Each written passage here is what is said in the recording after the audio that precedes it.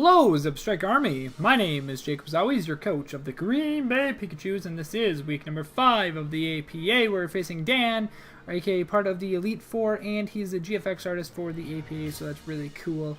I just wanted to say that we have to redo last week's APA game because apparently we broke a rule. We can't use SD Speed Boost Scalopede, which is very silly in my opinion, and a lot of other people didn't even know about it, but nonetheless, that was what we all agreed to, and we're going to have to redo the battle against Panther. Though with our new teams instead of our old teams, because it wouldn't make sense for our old teams because we already know the old strategic ways that we used last week, so we'll be doing that sometime in the future. But I'll leave the other game up just for fun. Anyway, I'm not going to go over our team versus Dan because this is post-narration for a specific reason. We're doing post-narration because I just realized I don't want to talk about possible sets because this is a possible playoff rematch, and I don't want him knowing what we're thinking in our game. I don't want him to, like, if sets weren't used to the best of our abilities in this game, I don't want any part of it. We did bring Zardex, so we brought a team with that. You guys saw the team we brought. I'm just going to Mega Evolve and burn this Red Rock right away because he has no Cleric. So I thought that was the best play we could possibly do.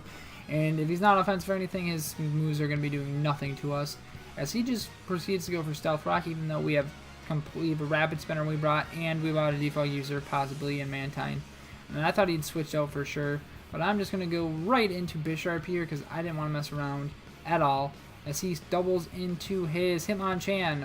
Why? I have no idea, because that was not an answer to Charizard X, in my humble opinion. And as he goes straight up for the Mach Punch, does nothing to Mantine, but I thought, and this is where I realized when I have Defog Mantine, I thought I brought Defog Mantine, not Rapid Spin Hitmonlee, but it was vice versa, so yeah. Mantine goes down with the Wakan Berry. I thought it would be Live, but no. And it turns out he brought nothing for Trevenant on this Hitmonchan. I thought he'd bring Ice Punch or Fire Punch. Fire Punch probably would have been better, but he didn't. And that set does not beat Zardex. Hitmonchan does not do a lot of damage to Zardex. Straight up. Just saying. Like, I don't know. I'm not quite sure why. Like, Hitmonchan does a lot of damage, but it just dies to Zardex. It doesn't matter. Mach Punch. It's so bulky, Zardex, so I don't know. I don't know why you would bring that straight into Zardex. It just doesn't make any sense to me. But yeah, I'm going to go into Scalopede right here. And I want to just knock out the Hitmonchan. Should have went for a Spike, considering I figured he'd switch out to Red Rock here. But I just go for Earthquake, get some good damage off on it. Just because it's burned and the hail's up and good stuff like that. Now I proceed to go for a Spike because I know Rock Slide's not going to be doing that much. And if he wants to predict to switch into like Bisharp or something and go for an Earthquake, I don't know if he revealed it yet. But he goes for Rock Slide.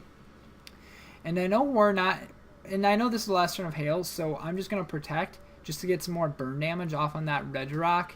And I think it's really important. And now that Spike's up, his Hitmonchan cannot spin at all. The only way of getting removal of that is the Default Gladius. If he brought that, I'm not quite sure. But I actually do know he did not bring the thing. He did not bring Rapid Spin Hitmonchan. I knew he probably brought Default Gladius, but I just go into Zardex. Just because I know we're bulky enough to take this thing on relatively well. And I'm going to go for Roost because I need to here. Like, I need to take some damage from this. As he goes for another Rock Slide, I thought he might click Toxic there. But now, here comes the big boys plays. I'm actually going to, well, no, not yet. It's coming up. I'm going to go for an Earthquake right here just to whittle this Red Rock down even more. And then the very next play, I'm like, he's going to go Latias right here. He's going to Toxic us now. And I'm like, well, Zardex is on a timer now. I gotta make a big boy play here to even have a chance to win this game right now. So I'm playing Deep Dragon Claw right now, predicting Latias to come in. And we do just that and knock out the Latias in one hit because he was not hop on. So really good play on our part. Got us back into the game, otherwise we probably would have just gotten 6-0'd. But now I'm just gonna go for a Will-O-Wisp, making this Cloyster like useless. And luckily we hit, and luckily he's not Lum or anything. Lum Cloyster would have just been ballsy by him.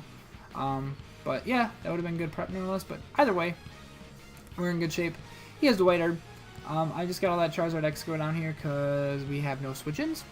And yeah, like we could have won in the Bisharp, but there was realistically no point in me letting it. Maybe I should have done that. But regardless, we didn't bring fire coverage from Magearna because I thought having Earthquake for Red Rock was better. Maybe next time we will if we battle Dan again. But nonetheless, we know our Bisharp can take on this Cloyster Wall and prevent a sweep from going on. And we know he's not King's Rock because of White Herb, so Iron Head's going to do a decent chunk Cloister keeps going down, and 2 Iron Heads will knock it out. There's no way of him knocking out a Bishop here. I was kind of fearing Shell Smash with HP fighting. That would have been really good prep on his part, unless he did not, though. I brought our very bulky Bishop. We were Assault Vest, actually, to take on Lottie. So, any Lottie without HP fighting. So, that's basically it. Or Reflect type Lottie, that would have been bad. But he goes into Crocodile. I have to let Bishop go down because we have no switch-ins. We have Scolipede, and we have Ninetales at this point. And I have to go into Scolipede. And I knew, and by the way, the reason I stated before Scolipede on Red Rock is because I knew he was not going to click Rock Slide. Well, and plus, I know we were protecting. But I knew he was not going to do the thing. But anyway, I'm going to go for my Z move, Savage Spin Out. We are Mega Horn, Savage Spin Out.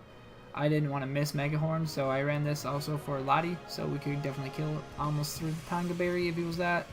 But yeah, I figured he'd be Scarf, Crook, and as he was. I couldn't risk it at that point, otherwise we just lost. But yeah, he goes into Magearna, and we actually find out he's actually Shuka. If he wasn't Shuka, we probably would have won the game. Straight up, guys. I'm not even going to lie. We would have won this game if he was not Shuka, because Earthquake damage would have put him into range where Ninetales would have won the game. And here's why, because it would have done about double the damage, and it would have put him at like 25-30% health.